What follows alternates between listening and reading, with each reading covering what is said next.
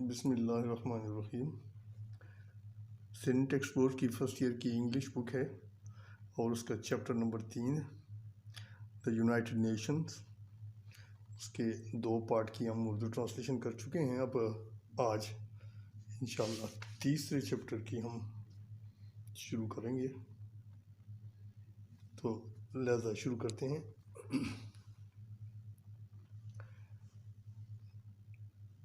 ये पार्ट 3 है United nation का, चैप्टर 3।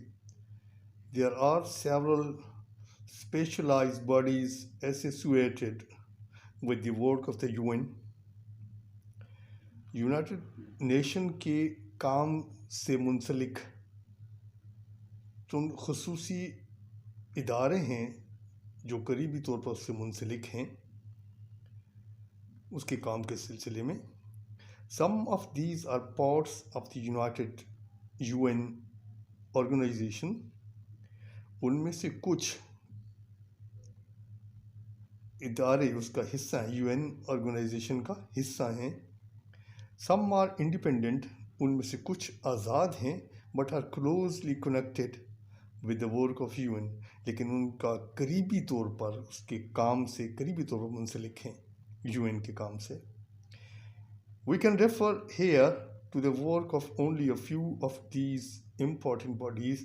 हम यहाँ पे उनमें से कुछ का जो अहम इदारे हैं उनके बारे में बात करेंगे। There is the International Bank which lends money to member nations. एक बैंक है जिसे इंटरनेशनल बैंक यानी बैनुल अक़वामी बैंक कहा जाता है, जो मेंबर्स ममालिक को कर्ज देता है। For carrying through some work of public importance and usefulness, वो पब्लिक के इंटरेस्ट के लिए वो उनके कामों को करने के लिए वो देता है, कर्ज देता है।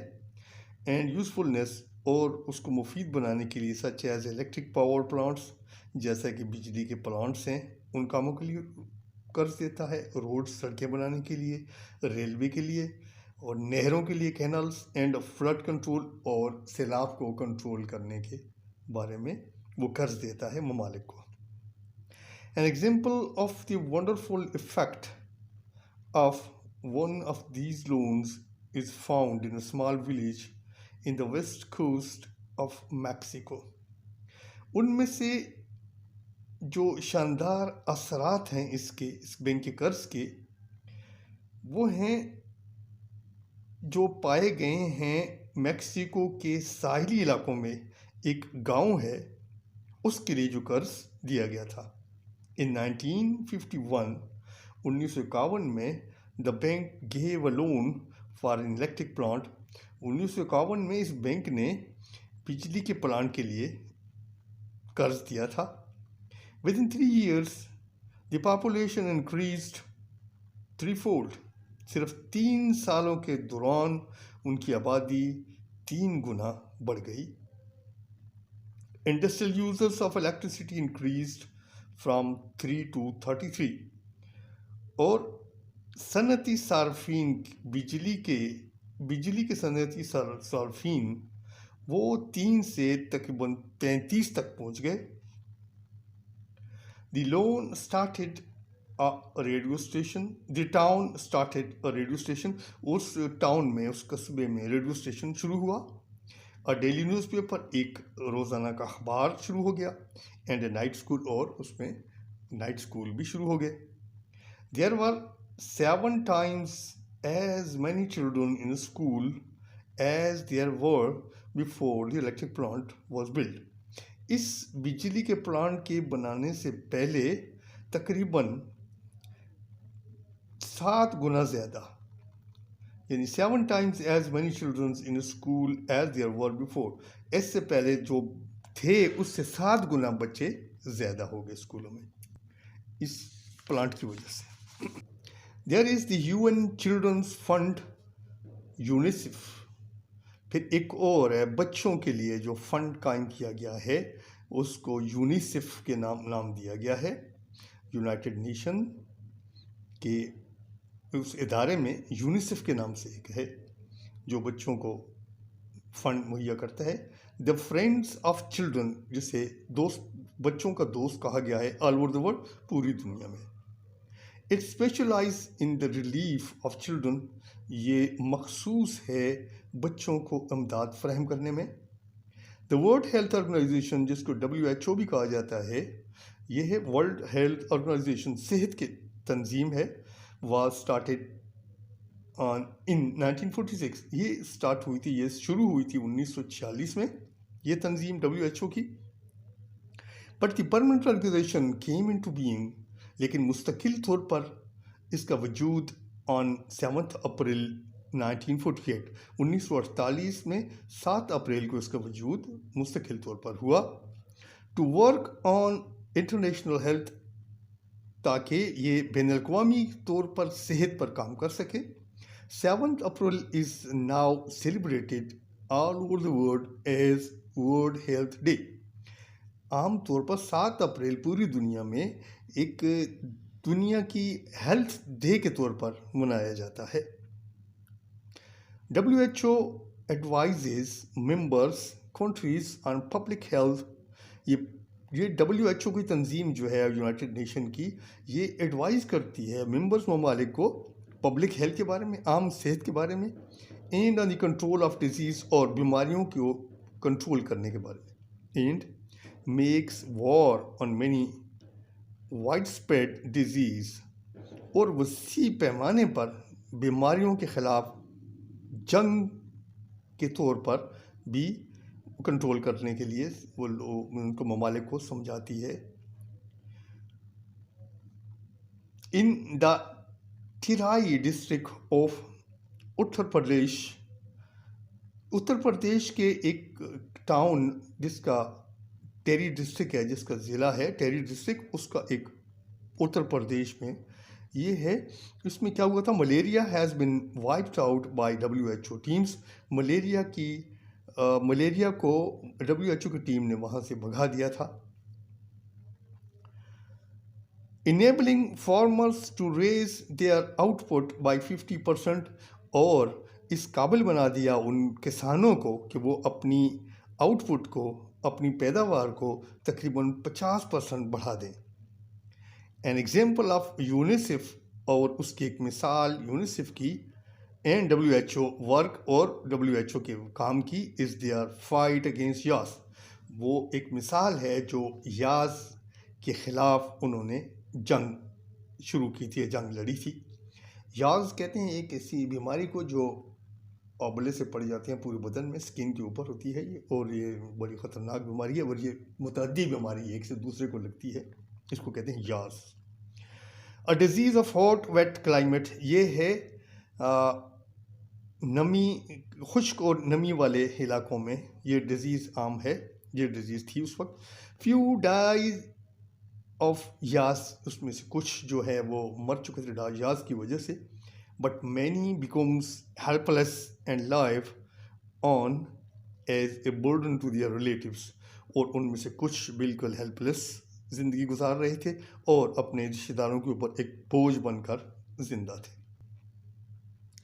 Indonesia, as soon as it became an independent nations, Indonesia जो ही वो एक आज़ाद कौम के नाम से, एक आज़ाद कौम की हैसियत से उभरा, आस्क द UN, उसने यूनाइटेड नेशन को ये कहा, टू हेल्प देम, कि वो उनकी मदद करें इन देयर वॉर अगेंस्ट यान, कि वो यान के ख़िलाफ़ जो जंग वो करना चाहते हैं उसमें उनकी मदद की जाए।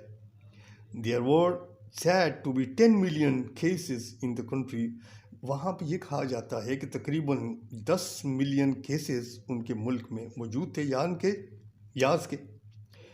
और when the work was taken up in 1950, जब 1950 में जो केस UN के इदारे ने अपने हाथ में लिया, UNICEF supplied medicine and other requirements, UNICEF ने, यानी इदारा जो यूनाइटेड नेशन का, उस इदारे ने वो दवाइयाँ और बाकी चीज़ों की जो रिक्वायरमेंट्स थी वहाँ की, वो उन्होंने वहाँ पे सप्लाई किया। And the World Health Organization WHO send medical experts to train Indonesian workers. और इस अदारे ने, WHO के इदारे ने अपने मेडिकल एक्सपर्ट्स को वहाँ इंडोनेशिया में भेजा ताकि वो इंडोनेशियन वर्कर्स को वहाँ पे उनको तरबियत दी जाए. Indonesia supplied buildings, workers and all the requirements that did not have to come from abroad. और इंडोनेशिया बिल्डिंग्स और वर्कर्स को और ऑल जो दूसरी रिक्वायरमेंट्स थी वो सप्लाई की उसने, जो बाहर से मंगवा नहीं सकता था. Requirements that did not have to come from abroad, जो बाहर से नहीं आ सकती थी, वो इसने सप्लाई की. इन 4 years, 4 सालों में the hundreds of medical teams, सैकड़ों मेडिकल की ये टीम्स ट्रेन बाय WHO, वो ट्रेन तरबियत याफ्ता हो गई WHO के वसातत से, and supplied with transport and medicine bye UNICEF, और उनको सप्लाई किया गया यूनिसेफ की तरफ से ट्रांसपोर्ट और मेडिसिन, दवाइयाँ उन्होंने दी. UNICEF had examined 11 million people, जबकि यूनिसेफ की तरफ से तकरीबन 11 मिलियन लोगों का तबी मुआयना हुआ. एंड क्योर्ड 113 यानी 13 lakhs, और तकरीबन 13 लाख बंदों का इलाज किया गया. हु हैड याज, जिनको याज हो चुका था. Many villages are now free from yaws, अब कई देहात याज से बिल्कुल मुकम्मल तौर पर आज़ाद हैं. इन अनदर फ्यू ईयर्स, अगले चंद सालों में, practically the whole country will be free from it, अमली तौर पर ये मुल्क जो है वो बिल्कुल मुकम्मल तौर पर आज़ाद हो जाएगा इस बीमारी से. Hunger is the special problem of the Food and Agriculture Organization, ये जो भूख है ये एक बहुत ही अहम मसला है फूड और एग्रीकल्चर ऑर्गेनाइजेशन का, विच वाज स्टार्टेड इन 1943, जिसको 1943 में शुरू किया गया. It sends experts to help countries, बहुत सारे एक्सपर्ट्स को भेजा गया ताकि इन ममालिक की मदद करें. दैट वांट एडवाइस, जो कि वो एडवाइस चाहते थे, on how to grow more food, के ज़्यादा खुराक किस तरह उगाई जाए, एंड अदर क्रॉप्स, या दूसरी फसलें किस तरह उगाई जाएं, ज़्यादा उनकी मिकदार किस तरह बढ़ाई जाए. How to control plant and animal disease, और किस तरह पौधों की और जानवरों की बीमारियों पर कंट्रोल किया जाए. How to protect food in storage, किस तरह फूड को यानी खुराक को स्टोरेज करने में उसको प्रोटेक्ट बचाया जाए, किस तरह स्टोर करने में उसको बचाया जाए. एंड इन जनरल, और आम तौर पर, how to increase the yield of farms, और खेतों की फार्म्स की पैदावार को किस तरह बढ़ाया जाए. फिशरीज़ को एंड फॉरेस्ट को और जंगलात को, यानी फिशरीज़ को और जंगलात को किस तरह आगे बढ़ाया जाए.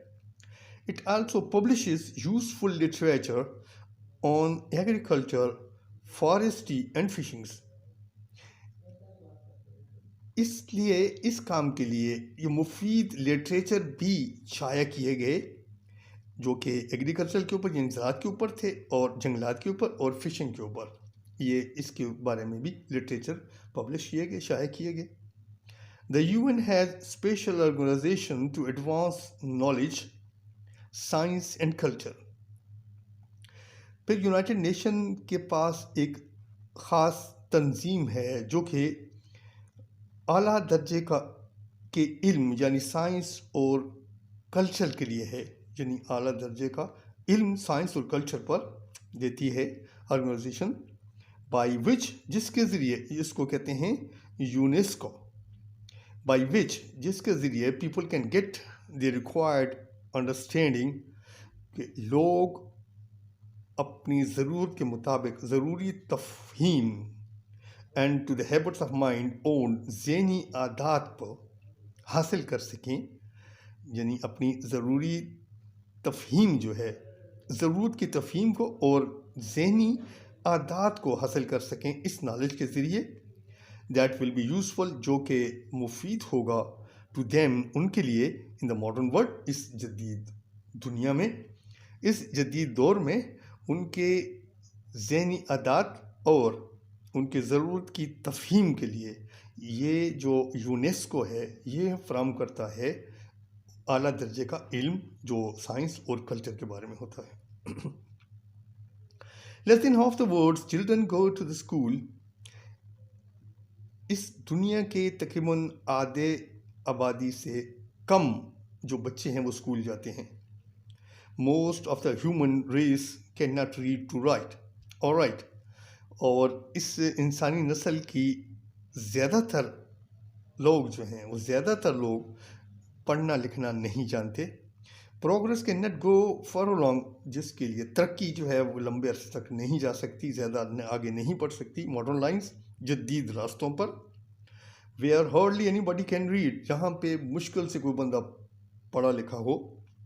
बट यूनेस्को हैज़ फाउंड, लेकिन यूनेस्को ने ये पाया है, ये तलाश किया है, that where most of the people can not read, जहाँ पे ज़्यादातर लोग नहीं पढ़ सकते, पढ़ना नहीं जानते, learning their letters is not usually what they need to begin with. सिर्फ हरूफ का, सिर्फ हरफों को ये सीखना ज़रूरी नहीं है कि जिनसे शुरू किया जाए। They need to learn some practical improvement in their way of life।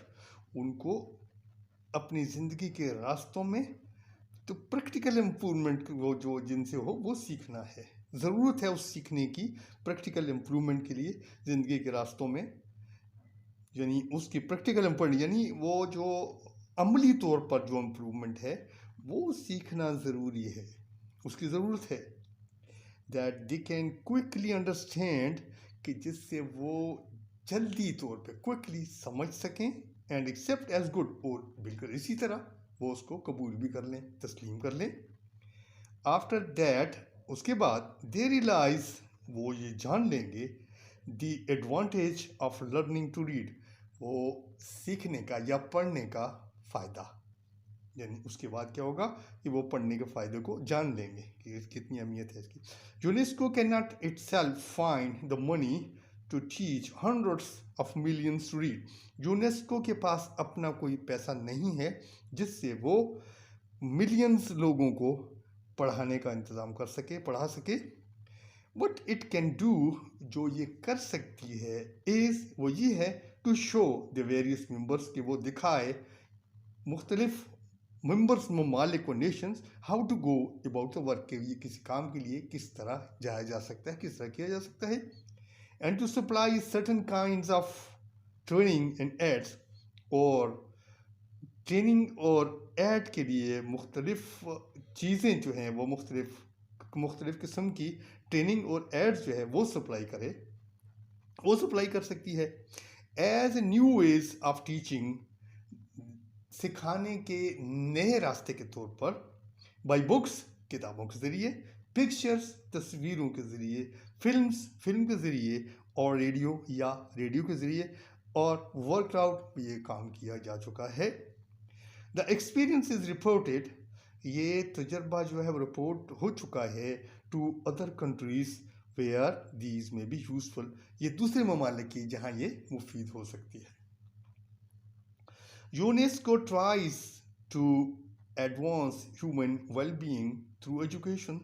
UNESCO इंसानी बेहतरी के लिए, पेशकदमी के लिए ये कोशिश कर रहा है कि इसको बढ़ाया जाए, इसको एडवांस किया जाए। किसके ज़रिए? थ्रू एजुकेशन, तालीम के ज़रिए।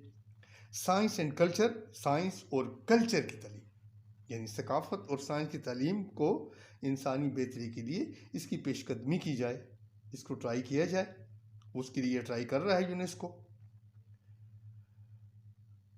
और यूनेस्को, अच्छा, ये this advances international understanding which leads to peace, ये एडवांसेस जो हैं, ये पेशकदमियाँ बैनुल अक़वामी अंडरस्टैंडिंग के लिए, बैनुल अक़वामी अंडरस्टैंडिंग की रहनुमाई करता है पीस के लिए। ये जो अंडरस्टैंडिंग है एडवांस, ये जो इंटरनेशनल एडवांसेस हैं, ये अंडरस्टैंड करता है कि इसको पीस की रहनुमाई के लिए यानी अमन की रहनुमाई के लिए ये एडवांसेस है। ये एडवांसेस जो है ये अमन की रहनुमाई के लिए होंगी। और ये हमारा यहाँ पे ये चैप्टर 3 जो है वो ख़त्म होता है। और इंशाल्लाह अगले चैप्टर के लिए फिर दोबारा हाज़िर होंगे। तब तक के लिए अल्लाह हाफ़िज़, अस्सलाम वालेकुम।